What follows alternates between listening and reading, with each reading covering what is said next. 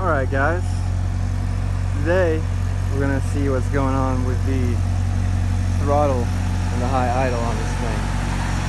So it's warmed up and it's at about 1,400 RPMs, 1,500, something like that.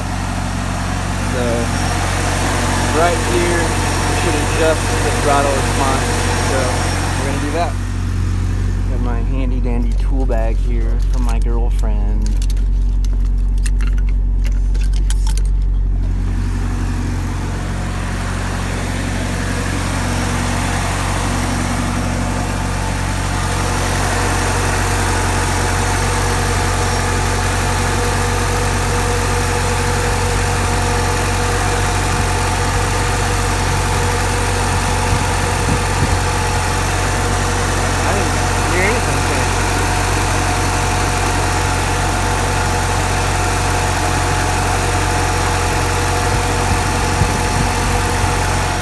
Guys to see this, so that did actually change some stuff.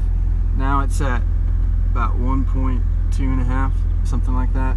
So we're gonna make it 1,000. All right, you can hear that it's definitely a lower idle now. I've turned it a bit. Let's see what we got.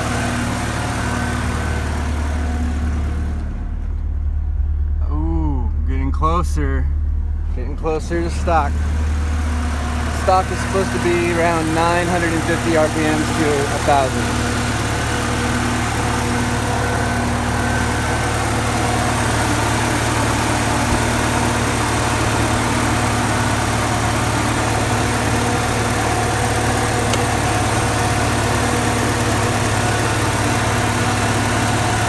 Alright guys, she's running what sounds like 1,000. It's just a little over, but that'll do.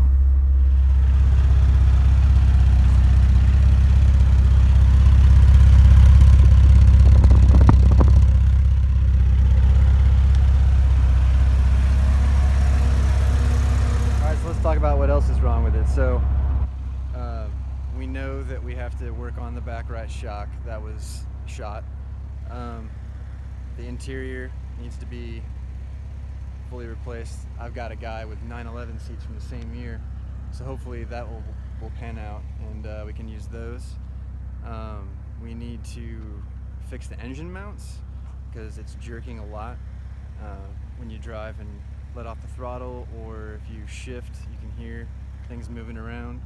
It's not really a good situation there. So once those two things are fixed, this should be a mechanically sound vehicle again, and with the interior being improved, we should be great on the inside. It's at about 150,000 miles, give or take 5, because the odometer is not working. That will be fixed too, hopefully. We'll see.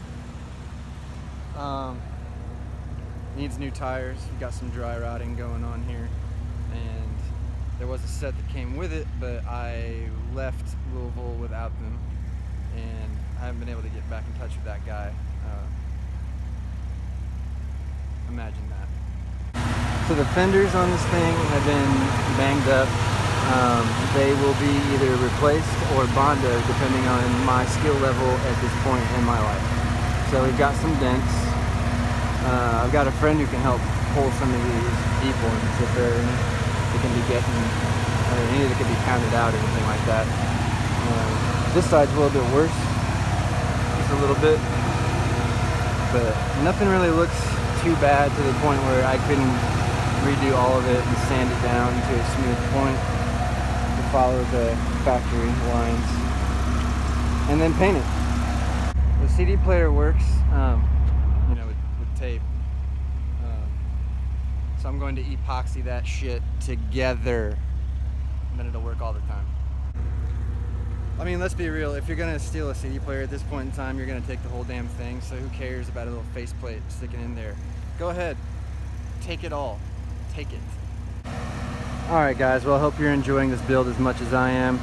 This is my first car building up and restoring and flipping and trying to make that whole situation work. So stick with us. We're building up our own cars, we're building up other people's cars, we're building some vintage motorcycles. We're gonna keep doing this. Definitely a big passion, so stick around.